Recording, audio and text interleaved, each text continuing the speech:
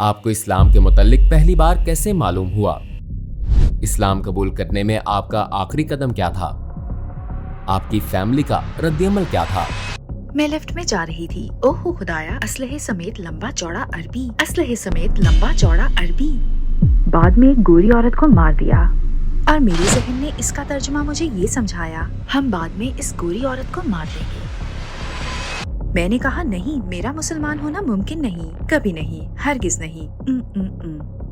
मैंने कुरान बंद किया और सोचा, ओहो मेरे खुदाया, लोग खुश इखलाक, किताब जारे मिजाज। अस्सलामुअलैकुम बहन लॉरेन, और हमारी दावत कबूल करने का शुक्रिया। हमें आपको अपने साथ देखकर बहुत खुशी हो रही है। मैं यहाँ से शुरू करूंगा कि लॉरेन बूथ कौन है। क्या आप अपना मुख्तसर तारुफ करवा सकती हैं? अस्सलामुअलैकुम व रहमतुल्लाहि व बरकातहू। बिस्मिल्लाहिर्रहमानिर्रहीम। मेरा नाम लॉरेन बूथ है। मैं एक सहाफ़ी, एक लिखारी और एक अदाकारा हूँ। मैं हैम्पस्टेड नॉर्थ लंदन में 1967 में पैदा हुई। मेरी वालिदा मॉडल थीं और मेरे वालिद अदाकार थे और मैं 20 साल की उम्र तक लंदन में रही। मैं अदाकारी पढ़ रही थी। ये मेरा एक बड़ा ख्वाब था। मैं हॉलीवुड जाना चाहती थी। 7 साल अदाकारी करने के बाद मैंने 1997 में सहाफत की तरबियत हासिल की और मैं टीवी प्रोग्राम भी बहुत करती थी। मैं स्काई न्यूज पर भी आई। मैं मेन स्ट्रीम सहाफत में थी। मैं डेली मेल के साथ काम कर रही थी, मुझे जज न करें। द मेल ऑन संडे में मैंने BBC और चैनल 5 के साथ भी काम किया। बहुत सी टीवी शोज, अल्हम्दुलिल्लाह रेडियो शोज किए। फिर 2010 में मैंने इस्लाम कबूल कर लिया और ये फलस्तीन के कई सफर करने के बाद हुआ। वहाँ लोगों से मिली, पहले सहाफी के तौर पर गई और फिर एक एक्टिविस्ट के तौर पर। आपको इस्लाम के मुतल्लिक पहली बार कैसे मालूम हुआ? मेरे ख्याल में पहली मर्तबा जब मैंने वाकई इस्लाम पर गौर किया वो 2001 में 9/11 के बाद किया। मुझे वो फुटेज अब भी याद है जिनमें जहाजों को ट्विन टावर से टकराते दिखाया गया था और मैं छोटे बच्चे के साथ बैठी सोच रही थी कि इस गरीब मुल्क को इसकी क्या कीमत चुकानी पड़ेगी। नजरियाती तौर पर मैं एक सोशलिस्ट और लेफ्टिस्ट थी और मैं समझती थी कि मगरिब ताकत और इख्तियार के लिए मखसूस लोगों के साथ जंग चाहता है। मैंने सोचा कि एक गरीब मुल्क जिसका इससे कोई ताल्लुक नहीं, इसे कीमत चुकानी होगी ताकि अमेरिका दोबारा खुद को बरतर महसूस करे। बिंगो, अफगानिस्तान। अगर इस्लाम मगरिब के लिए एक खतरा था, फिर तो वो 1400 साल से मौजूद है और अरबों लोग इसके पैरोकार हैं। वो तो मगरिब को हथिया चुके या खौफनाक काम कर चुके होते। लिहाजा एक इकदाम का मतलब ये नहीं कि पूरी इस्लामी दुनिया एक छोटे से ग्रोह के फेल के जिम्मेदार है। ये क्या है? ये मुसलमानों को नुकसान पहुंचाने का एक सियासी फैसला है और मैंने इसकी हिमायत नहीं की। मैं दिली तौर पर इसकी हिमायत ना कर सकी। हम जानते हैं कि बतौर सहाफी आप कई बार फलस्तीन गई। आपने पहली मर्तबा वहां जाने का फैसला क्यों किया?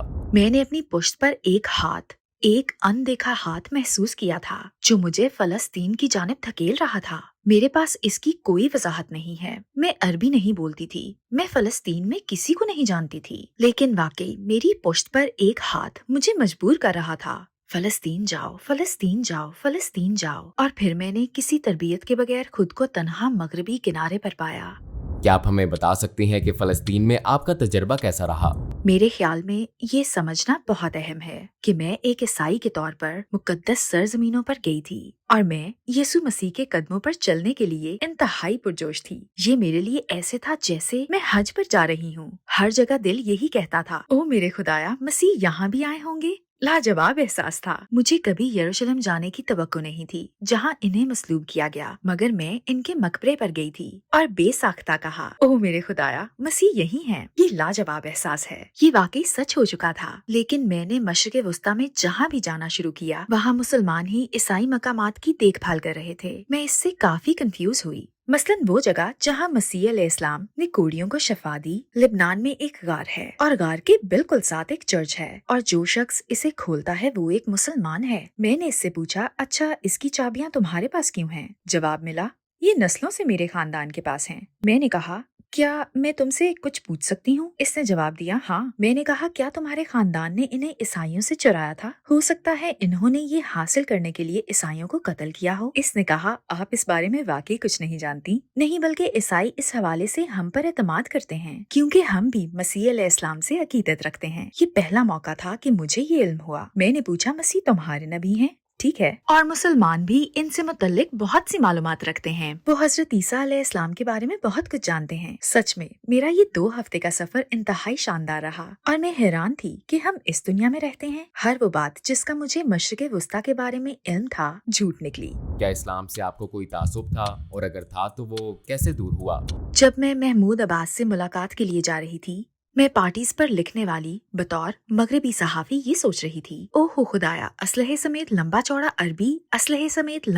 عربی، اور پھر مجھے یاد ہے کہ میں ایک لفٹ میں تھی اور ایک عرب گارڈ بات کرنے لگا جیسے کہ یا حمدہ ہے۔ مجھے اس طرح کے الفاظ سنائی دیے، اور میرے ذہن نے اس کا ترجمہ مجھے یہ سمجھایا، ہم بعد میں اس گوری عورت کو مار دیں گے۔ اچھا، اور مجھے محسوس ہوا، اوہ میرے خدایا، میں ساری بات سمجھ چکی ہوں۔ میں یہاں آنے کے لیے ایک منصفانہ شخص نہیں ہوں، مجھ میں تعصب بھرا ہوا ہے۔ میں ایک اسلحہ بردار فلسطینی سے زیادہ خوفزدہ ہوں، ایک اسلحہ بردار اسرائیلی کی نسبت۔ ایسا کیوں ہے؟ میں ان دونوں میں سے کسی کو بھی نہیں جانتی، لہٰذا مجھے گویا اپنے ہی تعصب کا اعتراف کرنا پڑا۔ لیکن ایک معجزہ ہوا۔ کچھ 72 گھنٹوں بعد مغربی کنارے میں تنہا میں کسی عورت، کسی بچے یا مرد کو بچاتے ہوئے جان دے دیتی، صرف اس محبت اور مہربانی کی وجہ سے جس کا اظہار انہوں نے میرے لیے کیا، اور اس پورے ماحول نے جس کے متعلق مجھے علم ہوا کہ وہ ان کا مذہب ہے۔ کیا کوئی ایسی یاد ہے جو آپ بھلا نہیں سکتی؟ سن 2005 کے ایک سفر میں سفر کے اختتام پر میرے پاس بہت سے بیگز اور تحائف کے بیگز تھے، اور میں نے اپنے ساتھ شاپنگ کرتے ہوئے نوجوان سے پوچھا تھا، پلیز کیا تم میرے لیے انگریزی میں قرآن لا سکتے ہو؟ اس نے کہا ٹھیک ہے۔ میں نے سوچا کہ انگریزی میں اب تک نہیں لکھا گیا ہوگا، مطلب میرا خیال تھا کہ کوئی مشرق وسطیٰ کے ایک چھوٹے سے مذہب کا ترجمہ کیوں کرے گا، وہ اسے انگریزی میں ترجمہ کرنے کی زحمت کیوں اٹھائیں گے، لہٰذا مجھے توقع نہیں تھی کہ وہ ڈھونڈ پائے گا۔ تو وہ قرآن انگلیزی کہتا ہوا دوڑا اور واپس آ گیا۔ اس کے پاس انگریزی میں قرآن تھا، اور میں نے کہا زبردست۔ پھر میں نے اسے دیکھا، تقریباً 600 صفحات تھے۔ مجھے لگا میں کبھی نہیں پڑھ پاؤں گی۔ مجھے یاد ہے پھر میں نے یروشلم کے اس نوجوان سے پوچھا، مجھے تم کو کتنے پیسے دینے ہوں گے، کیونکہ وہ میرے ساتھ شاپنگ کر رہا تھا۔ تو اس نے گننا شروع کیا، کچھ اس طرح، یہ 100 ڈڈن اور یہ 50 ڈڈن، اور میں سوچنے لگی، اوہ میں تو لٹنے والی ہوں، مجھے بھاری قیمت چکانی پڑے گی۔ اور پھر اس نے یہ کیا کہ کہنے لگا، اوہ بھول جائیے، آپ نے کچھ نہیں دینا۔ کیا؟ اس نے کہا، میں آپ سے صرف ایک بات کی درخواست کروں گا، وہ یہ ہے کہ واپس جانے کے بعد فلسطین کو نہ بھولیے گا، ہمیں نہ بھولیے گا۔ ہاں سبحان اللہ۔ انتہائی متاثر کن بات ہے۔ اور فلسطین میں سب سے حیرت انگیز واقعہ کون سا پیش آیا؟ مثلاً جنوری کا مہینہ تھا، اور مجھے معلوم نہیں تھا کہ مشرق وسطیٰ میں کافی سردی ہو جاتی ہے، لہٰذا میرے پاس کوٹ نہیں تھا۔ مجھے یاد ہے کہ رومالہ کی ایک سڑک سے گزر رہی تھی، ایک حجاب پہنی بوڑھی عورت نے مجھے دیکھا اور عربی میں کچھ کہا، اور پھر اس نے مجھے بازو سے پکڑا، اور مجھے لگا، اچھا کیا یہ دادی ماں مجھے اغوا کر رہی ہے؟ کیا یہاں اس طرح سے ہوتا ہے؟ اس نے مجھے اوپر سے نیچے تک دیکھا، اور پھر وہ مجھے اپنے بیڈ روم میں لے گئی، کپڑوں کی الماری کھولی، ایک بڑا اوور کوٹ نکالا، مجھے پہنایا اور کہا یالا، اور میں نے کہا لیکن کیا؟ اس نے اپنا نمبر لکھا اور کہا اب تم جاؤ، اور میں نے کہا کیا؟ مجھے یہ کوٹ پہن کر ہی روانہ ہونا پڑا۔ وہ یہ برداشت نہ کر سکی کہ کوئی اجنبی اس کے قصبے میں ہو اور سردی سے کانپ رہا ہو، جبکہ اس کی الماری میں کوٹ موجود ہو۔ آپ میرا مطلب سمجھ رہے ہیں نا؟ اللہ اکبر۔ اور میں جہاں بھی گئی وہاں ایسی نرمی تھی، چیزوں کو بہترین بنانے کی ایسی صلاحیت تھی۔ مجھے اس وقت ایک چیز نے سب سے زیادہ متاثر کیا۔ میرا ایک فرینچ فارم ہاؤس تھا، ایک فرینچ گودام تعمیر ہو رہا تھا، میرے پاس ایک سوئمنگ پول تھا، 1 ایکڑ کا باغ تھا، میرے خوبصورت بچے اور ایک بہترین شوہر، اور ہر چیز تھی۔ لیکن اگر ایک چیز بھی غلط ہو جاتی تو میں اندر سے پریشان ہو جاتی۔ مثلاً اگر ایڈیٹر کام سے خوش نہ ہوتا تو سارا گھر سر پر اٹھا لیا جاتا۔ اوہ میرے خدایا، میں ذہنی دباؤ میں ہوں۔ یعنی صرف ایک معمولی سی بات، ہر چیز ہر لحاظ سے مکمل چاہیے تھی، ورنہ میں پرسکون نہیں رہتی تھی۔ اور یہ لوگ جن کے بچے فوج کے ہاتھوں قتل ہو رہے تھے، گھروں پر قبضے ہو رہے تھے، ان کے علاقوں میں ظلم اور جبر روز کی کہانی تھی، اور پھر بھی وہ کہتے سلامتی ہو، آپ کیسی ہیں، ہمارے گھر کا کھانا کھائیں۔ اور ان کے پاس ایسا سکون تھا۔ میں نے ان سے پوچھا تھا، آپ لوگ اتنے سخی کیوں ہیں؟ ان حالات میں آپ کے لیے یہ سب کیسے ممکن ہے؟ ان کا جواب تھا، اس کی وجہ یہ کتاب ہے، قرآن ہے، اللہ سب کچھ ٹھیک کر دے گا۔ اچھا، آپ کو اسلام کی طرف بہت زیادہ کشش کب محسوس ہوئی؟ مجھے یاد ہے 2008 میں ایک غیر مسلم کی حیثیت سے میں غزہ میں ان لوگوں کے ساتھ محاصرے میں پھنسی ہوئی تھی جو آج بھی محاصرے میں ہیں۔ اعوذ باللہ، وہ رمضان کا مہینہ تھا۔ میں نے دیکھا کہ لوگ ایک دوسرے کے ساتھ مہربانیاں کر رہے ہیں، حالانکہ وہ خود غریب تھے۔ لہٰذا ایک دن میں نے سوچا مجھے بھی کوئی نیک کام کرنا چاہیے۔ رفاح کے پناہ گزیر کیمپ میں فیملی کے لیے دمبے کا گوشت لے کر جانا چاہیے۔ میں یہ کھانا لے کر پناہ گزیر کیمپ میں مسلمان فیملی کے پاس گئی۔ ماں نے دروازہ کھولا۔ تفصیل سلام علیکم روشنی اور نور سے بھری ہوئی، اور وہ ایک قید خانے میں رہ رہی تھی، نہ کچھ کھانے کو تھا نہ پینے کو۔ میں نے اس سے کہا تم روزہ کیوں رکھ رہی ہو؟ میرے خیال میں تمہارا خدا تم سے محبت نہیں کرتا۔ مجھے یہ کہتے ہوئے افسوس ہے، میرے خیال میں تو وہ نہیں کرتا۔ وہ 30 دن تک تم غزہ والوں کو پیاسا کیوں رکھتا ہے؟ کیا 31واں دن تمہیں پانی مل جاتا ہے؟ اس نے کہا نہیں، ہمارے پاس پانی نہیں ہے۔ میں نے کہا اچھا تو پھر تم 30 دن غزہ میں کھانے کے بغیر رہو گے؟ کیا 31واں دن تمہارا فریج بھر جائے گا؟ اس نے کہا نہیں، یہ نہیں بھرے گا۔ میں نے کہا تو پھر تمہارا خدا تم سے محبت نہیں کرتا، سمجھی؟ مجھے روزہ رکھنے کا کوئی ایک فائدہ بھی بتا دو۔ اور اس نے مجھے اس ویران سے کمرے میں کہا تھا میں غریبوں کو یاد رکھنے کے لیے رمضان کے روزے رکھتی ہوں۔ اور اس بات پر میں نے اس لمحے سوچا اگر یہی اسلام ہے تو مجھے مسلمان ہو جانا چاہیے، کیونکہ اگر کوئی ایسا یقین ہے جس میں آپ خدا پر ایمان رکھ سکتے ہیں اور کسی دن وہ کچھ نہ دے تب بھی شکر گزار ہو سکتے ہیں، اگر ایک ایسا یقین ہے جس میں آپ کے پاس کھانے کی ایک پلیٹ ہے اور وہ آپ کسی اجنبی کو دے دیتے ہیں، اوہ میرے خدا واہ، تو یہی ہے۔ Assalamu alaikum brothers and sisters. We saw that 80% of our audience, including this video, are not subscribed to our channel. As you know, we are a non-profit organization and advertisements are disabled on our videos. So the only reason we are asking for this is to spread the truth. It may seem like a small act, but inshallah it may be a means of guidance for many people. Now let's click the subscribe button and let's together walk towards eternity. आपने बताया कि उन्होंने आपको कुरान दिया था, फिर क्या हुआ? आपने इसे पढ़ा? جی، مجھے وہ قرآن تحفے کے طور پر دیا گیا تھا، اور ایک دن جب میرے بچے کام پر چلے گئے تو میں نے اسے کھولا۔ میں نے سوچا ٹھیک ہے، میں اپنے ہاتھ دھو لیتی ہوں، مجھے معلوم ہے وہ بھی ہاتھ دھوتے ہیں، اور یہ بہت سنجیدہ کتاب ہے۔ میں نے اسے سنجیدگی سے دیکھا۔ یہ میرا صحیفہ نہیں تھا لیکن صحیفہ تو تھا، ہو سکتا ہے یہی حقیقی صحیفہ ہو، لہٰذا چلو میں اسے احترام سے پڑھتی ہوں۔ تو میں نے الفاتحہ پڑھی اور سوچا اچھا یہ تو رب کی دعا کی طرح ہے، وہی چیز، صرف اور صرف خدا کی عبادت کرو، صرف اسی سے مانگو، صرف اسی کا شکر ادا کرو، برے نہ بنو، نیکی کرو، میں ٹھیک ہوں۔ تو سورۃ الفاتحہ اچھی تھی، یہ میرے عیسائی اعتقادات کے مطابق تھی، لیکن پھر سورۃ البقرہ آئی اور پھر ایک آیت سامنے آتی ہے۔ ان میں ایسے بھی ہیں جو کہتے ہیں کہ وہ مومن ہیں لیکن ان کے دل میں نفاق ہے، اور وہ جانتے ہیں کہ وہ سچ نہیں بول رہے، اور اللہ جھوٹوں سے نفرت کرتا ہے۔ گویا یہ میری منافقت سے مجھے آگاہ کر رہا تھا اور مجھے بتا رہا تھا کہ میں جہنم میں جانے والی ہوں، کیونکہ میرا خدا پر یقین تو تھا لیکن اس کے لیے کچھ نہیں کر رہی تھی، اور میں برے فیصلے کر رہی تھی۔ میں اچھی انسان نہیں تھی، عبادت بھی نہیں کرتی تھی، اور مجھے اس پر افسوس بھی نہیں تھا، اور میں جھوٹ بول رہی تھی۔ میں نے قرآن بند کیا اور سوچا اوہ میرے خدا، مجھے اس سے سرد مہری کا احساس ملا۔ یہ ایک گرم دن تھا لیکن بہت ہی خوفناک، اور میرے لیے قرآن خوف زدہ کرنے والا تھا، لہٰذا میں نے اسے لے کر اونچے شیلف پر رکھ دیا اور سوچا واہ لوگ خوش اخلاق اور کتاب جارے مزاج، کیونکہ میں نے خدا کو پہلے کبھی اتنے غصے میں نہیں دیکھا تھا اور وہ مجھ پر غصے تھا۔ کیا آپ کو مسلمانوں نے دعوت دی؟ مجھے اپنے سفر کے دوران ایک جگہ سے دعوت ملی تھی، وہ لوگوں کا ایک گروپ تھا اور انہوں نے مجھے کافی توجہ دی۔ کیا آپ جانتے ہیں وہ کون تھے؟ صومالی ٹیکسی ڈرائیورز۔ وہ موقع نہیں جانے دیتے، وہ اس طرح کی بات نہیں کرتے، لا لا لا لا لا۔ انہوں نے مجھے دعوت دی تو میں نے کہا السلام علیکم، کیونکہ میں فلسطین میں رہتی تھی اور میرے خیال میں اس کا مطلب ہیلو تھا۔ وعلیکم السلام، کیا آپ مسلمان ہیں؟ نہیں، مگر میں دلچسپی رکھتی ہوں۔ اوہ واقعی، ہوشیار رہیں کیونکہ آپ کو یہیں پر ایک لیکچر ملنے والا ہے، آپ کو اپنے ڈرائیور سے ایک خطبہ ملنے والا ہے۔ اور میں نے واقعی کافی انجوائے کیا، اور انہوں نے اس طرح کی بات کی جیسے کہ حضور صلی اللہ علیہ وآلہ وسلم نے عائشہ سے فرمایا، اور میں ان باکمال عظیم انسان کے بارے میں جان رہی تھی جو 1400 سال پہلے عرب کے ایک ریگستان میں تھے اور لکھ پڑھ نہیں سکتے تھے، لیکن انہوں نے لوگوں کو سکھایا اور انہیں اور دنیا کو تبدیل کیا، اور مجھے محمد صلی اللہ علیہ وآلہ وسلم سے عشق ہو گیا۔ اسلام قبول کرنے کے حوالے سے آپ کا آخری قدم کیا تھا؟ تقریباً 2007 میں مجھے اسلام چینل میں ملازمت کی پیشکش ہوئی، کیونکہ میں فلسطینیوں کے لیے انصاف کی حمایت کر رہی تھی اور عراق کے لوگوں کے لیے بھی۔ اسلام چینل کے محمد علی نے مجھے ملازمت کی پیشکش کی اور میں نے کہا میری 2 شرائط ہیں۔ پہلی شرط मुझसे इस्लाम के बारे में बात मत करना, क्योंकि मेरे नजदीक ये बहुत अच्छा है और मेरे ख्याल में आप लोग भी बहुत अच्छे हैं, लेकिन ये मेरे लिए नहीं है। और दूसरी शर्त, मैं आपकी टीवी स्टेशन पर हिजाब नहीं पहनूंगी, क्योंकि मेरे ख्याल में ये औरतों को कंट्रोल और बदनाम करता है और मैं एक मुनाफिक नहीं बनना चाहती। तब उन्होंने कहा, अल्लाह फैसला करेगा कि आप मुसलमान होंगी या नहीं, ये मेरे हाथ में नहीं है। मैंने कहा, नहीं, मेरा मुसलमान होना मुमकिन नहीं, कभी नहीं, हरगिज नहीं।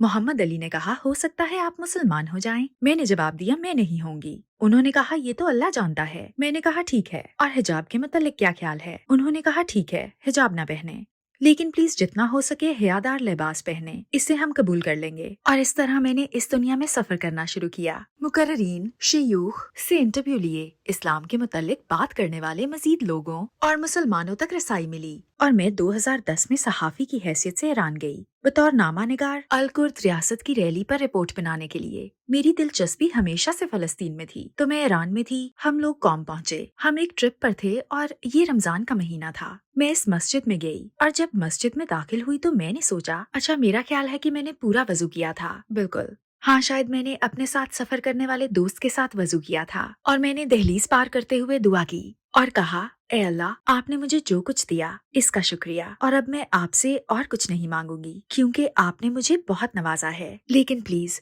फलस्तीन पर अपनी रहमत करें। और फिर मैं इर्द गिर्द का जायजा लेने और चुप करके रिपोर्टिंग करने चली गई। मेरे पास आईफोन था। मैंने सोचा, वाह, ये तो बहुत जबरदस्त बात है। आप रमजान में एक ईरानी मजार पर मौजूद हैं। आपके पास एक बेहतरीन स्टोरी है, आप इसे पूरी दुनिया में बेच सकते हैं। इस वक्त मैं मजहबी जहन से नहीं सोच रही थी, इस तरह से कि ओह, मैं मुसलमान होना चाहती हूँ। मैं तहकीक करने और कुछ खुफिया तस्वीरें लेने के लिए गई थी, लेकिन जब हम मरकजी जगह पर पहुँचे तो मैं बैठ गई और मुझे ऐसा लगा कि सुकून की आबशार के नीचे बैठी हूँ, जैसे मैं हर परेशानी से आजाद हो गई हूँ। मेरा दिल बिल्कुल पुरसकून हो गया। मुझे अपना नाम भी याद नहीं था। मैं लॉरेन बूथ बिल्कुल भी नहीं थी।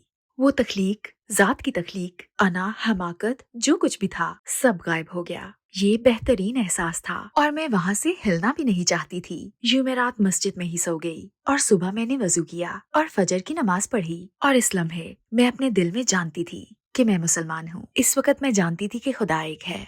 हजरत मोहम्मद सल्लल्लाहु अलैहि वसल्लम 100% नबी थे। फिर क्या हुआ?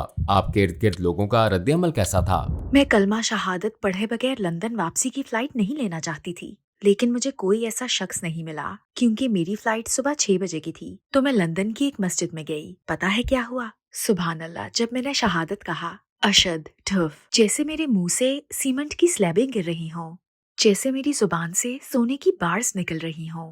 अशहदु अल्ला इलाहा इल्लल्लाह, ऐसा लगता था जैसे कोई जल्जला आया हो। अशहदु अन्ना मुहम्मदन अब्दुहु व रसूलुहु, ठुफ, और मैं जमीन पर गिर गई। वाह, क्या यादगार लम्हा था। और अचानक मुझे लगा जैसे मैं रुई की एक बड़ी गेंद में हूँ, जैसे मैं रुई में लिपटी हुई हूँ। ये बहुत नरम और लतीफ एहसास था और हर चीज गैर हकीकी महसूस हो रही थी। अगले दिन जब मैं अपने बच्चों को स्कूल ले जा रही थी और वो आगे भागे और मैं घर से बाहर निकली, मैंने सोचा, तुमने अपना हिजाब नहीं पहना। फिर मुझे ख्याल आया, अरे, अब तुम ईरान में नहीं हो, तुमने हिजाब नहीं पहना, तुमने हिजाब नहीं पहना, तुम बरहना हो। और मैं अपने घर के दरवाजे से बाहर कदम न रख सकी। मैंने वापस जाकर वो स्कार्फ ढूंढा जो किसी ने मुझे दिया था और उसे इंतहाई अजीबो गरीब तरीके से पहना और स्कार्फ में लड़कियों को छोड़ने स्कूल चल पड़ी। उन्होंने पूछा, अम्मी, आपने हिजाब क्यों पहना है? मैंने कहा, सर्दी है। उन्होंने कहा, नहीं, गर्मी है। मैंने कहा, जो भी है, तुम जाओ, जाकर खेलो, जंगल में घूमो। और जब मैं स्कूल पहुंची तो एक बच्चे का वालिद, जो यहूदी क्रॉनिकल के लिए काम करता था, गोया सोच रहा था कि ओह, ये तो बहुत बड़ी खबर है। और मैं सोच रही थी, ओह, मैं बड़ी मुश्किल में फंस गई हूँ। इसका अंदाज बता रहा था कि हाँ, जैसे इसके सारे क्रिसमस के दिन एक साथ आ गए हों। लेकिन मुझे कोई परवाह नहीं थी। मैं घर गई और अगले 7 दिन में सब कुछ बदल गया। मैं नमाज पढ़ना चाहती थी,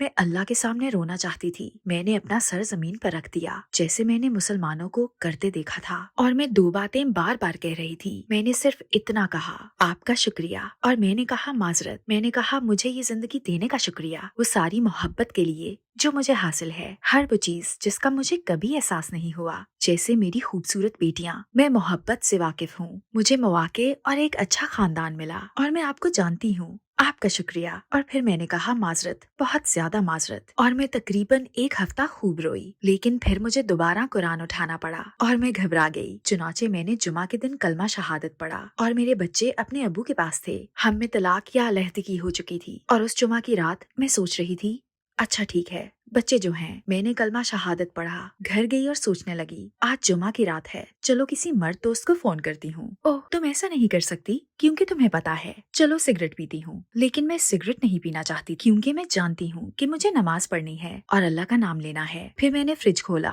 اور اس میں شراب کی بوتل تھی۔ میں نے سوچا اچھا تو زندگی بہت بیزار ہونے والی ہے، میرے کرنے کے لیے کچھ بھی نہیں تھا۔ تو میں نے دوبارہ قرآن اٹھایا اور سوچا اے خدا، یا اللہ پلیز اس کا انجام اچھا کرنا، پلیز ایسا نہ ہونے دینا کہ میں اب جہنم میں چلی جاؤں، مجھے اس کا غلط مطلب نہ سمجھنے دینا، مجھے آپ پر یقین ہے۔ اور پھر قرآن نے صرف کہا خوش آمدید، تم کہاں تھی؟ خدا تم سے پیار کرتا ہے، تم نے صحیح انتخاب کیا اور سب کچھ ٹھیک ہو جائے گا۔ واقعی حیرت انگیز۔ اور آپ کی فیملی کا رد عمل کیسا تھا؟ میں نے سوچا کہ جب میرے گھر والوں کو پتا چلے گا تو بڑا مسئلہ ہوگا۔ میں مسلمان تھی، میری امی کا انداز بہت طنزیہ تھا۔ انہوں نے کہا تم پاگلوں اور جنونیوں میں شامل ہو گئی ہو، کیا اب تم دہشت گرد بنو گی؟ وہ ہمیشہ بہت ڈرتی تھیں، لیکن میں ایک بہتر بیٹی بن گئی تھی انشاءاللہ۔ میں نے ان کی زندگی کے آخری سالوں میں ان سے شدید محبت کی اور چیزوں کو درست کیا، اور میرے والد بس خوفزدہ تھے، کیوں تم ایک آزاد عورت ہو کر اس طرح کا لباس پہنتی ہو؟ کیوں تم کسی مرد کو خود کو حجاب پہنانے کی اجازت دیتی ہو؟ کیونکہ خدا نے کبھی نہیں کہا کہ تم یہ پہنو، مردوں نے تمہیں یہ پہننے کا کہا ہے۔ اور میں کہتی میں یہ خدا کے لیے پہن رہی ہوں، ٹھیک ہے؟ اور وہ کہتے لیکن آپ خدا کے پاس کسی بھی حالت میں جا سکتے ہیں، تمہیں اس حلیے کی ضرورت نہیں ہے۔ وہ میری سابقہ شادی کے بارے میں فکر مند تھے، کیا تم خدمت کار بنو گی؟ میں کہتی تھی خدمت کار بننے میں کوئی برائی نہیں ہے۔ وہ کہتے تھے میری تمام بیٹیاں مضبوط عورتیں ہیں۔ میں جواب دیتی تھی آپ نہیں سمجھیں گے، لیکن سبحان اللہ، جب میرے والد بستر مرگ پر تھے تو مجھے ان سے گفتگو کرنے کا موقع ملا۔ سبحان اللہ،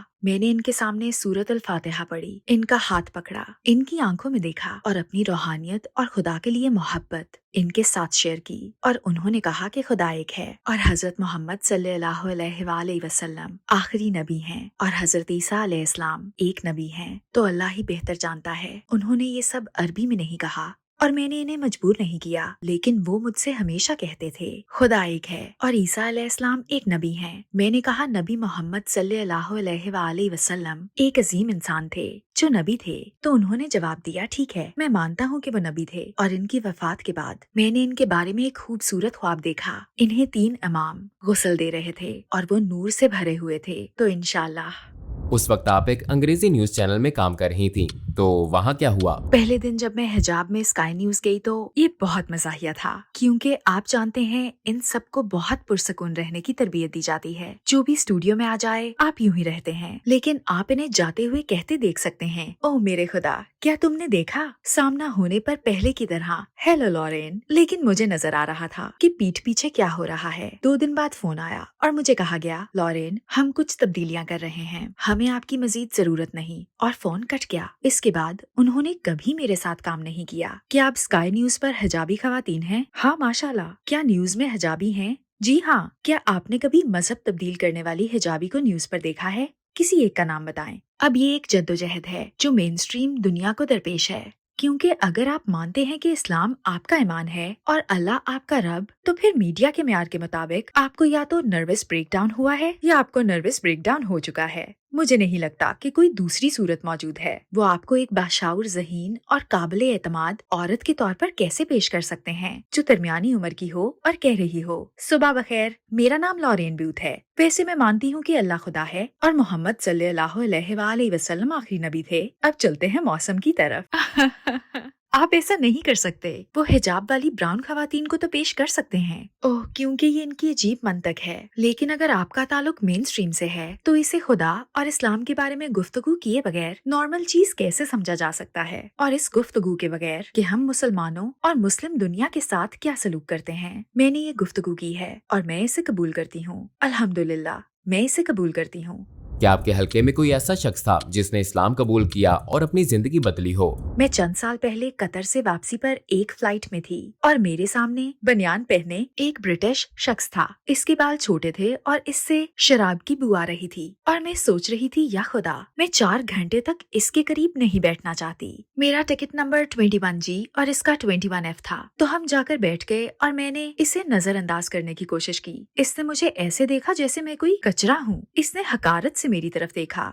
जब खाना आया तो इसने कहा, हाँ मैं वोडका, बियर और सब कुछ लूंगा। और मेरा तासुर ऐसा था, उफ, मैं सिर्फ पानी पी रही थी और सोच रही थी, या अल्लाह मुझे माफ कर दे, ये मेरी बदतरीन फ्लाइट है। फिर इसने कहा, क्या आपको पानी चाहिए? ऐसे जैसे मैं इंग्लिश नहीं बोल सकती। तो मैंने कहा, आपका बहुत बहुत शुक्रिया। फिर मैंने सोचा, अच्छा अब मुझे नेकी करनी चाहिए, मैं इसे कोई चीज दूंगी। क्या आप मेरा पनीर खाना पसंद करेंगे? इसने जवाब दिया, बहुत बहुत शुक्रिया। फिर इसने पूछा, आप कहाँ से हैं? मैं लंदन से हूँ। और आप कहाँ से हैं? वो हैरान हुआ, क्या आप ऐसे कपड़े पहनती हैं और लंदन से हैं? फिर इसने दूसरी तरफ देखा और एक अजीब हरकत की। वो वहाँ बैठा था और कहता जा रहा था, I am sorry, I am sorry, I am sorry. मैंने सिर्फ इसे देखकर कहा, तुम ठीक हो? इसने कहा, हाँ, लेकिन मैं आपके बारे में खौफनाक बातें सोच रहा था और मैं माफी चाहता हूँ।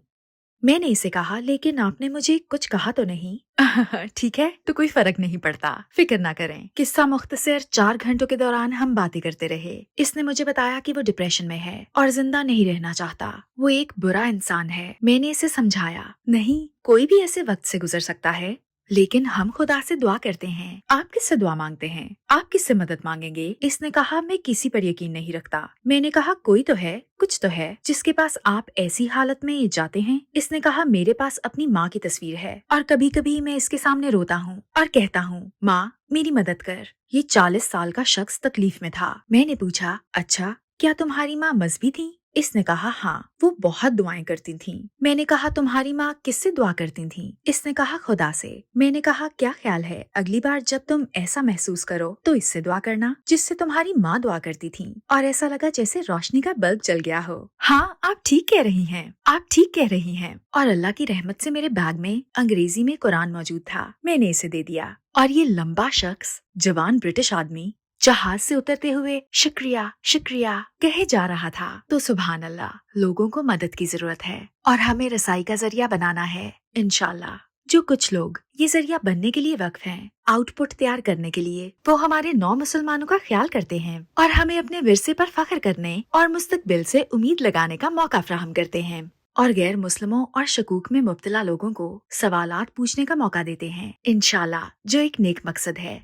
क्या आप हमें अपने मुकम्मल शुदा और मुस्तकबिल के प्रोजेक्ट्स के बारे में बता सकती हैं? आप जानते हैं कि मेरा बड़ा प्रोजेक्ट ये जाहिर करना है कि इस दुनिया की तरफ मुसलमानों का रवैया कैसा है, तैयब क्या है, भलाई क्या है, हम इसे कैसे दोबारा जिंदा कर सकते हैं और अपनी जिंदगी में अपना सकते हैं। अल्हम्दुलिल्लाह, शायद बड़े मंसूबों में से मेरे लिए सबसे अहम मुसलमानों को ये बताना है कि हमारा विरसा कितना अजीम है और हम कैसे इस पर गौर करके दोबारा अजीम बन सकते हैं। अल्हम्दुलिल्लाह, मैंने in search of Holi land नामी एक किताब लिखी है। अल्लाह के फजल से मैंने इसकी ऑडियो बुक भी तैयार की है ताकि लोग इसे सुन सकें। ये ऑनलाइन है और मैंने अपनी किताब को ड्रामे की शक्ल देने के लिए एक प्रोड्यूसर के साथ काम करके इसे परफॉर्म भी किया है। इसका नाम है एक्सीडेंटली मुस्लिम। हमने एडनबर्ग फ्रेंच फेस्टिवल में 900 लोगों के सामने ये ड्रामा पेश किया है, जिनमें ज्यादा लोग गैर मुस्लिम थे। मैं इस्लाम को इसकी हकीकी शक्ल में देखना पसंद करती हूँ, दिल और मुआशरे पर मुस्बत असरात छोड़ने वाला। अगर आपको दुनिया के तमाम गैर मुस्लिमों से 1 मिनट बात करने का मौका मिले तो आप उन्हें क्या कहेंगी?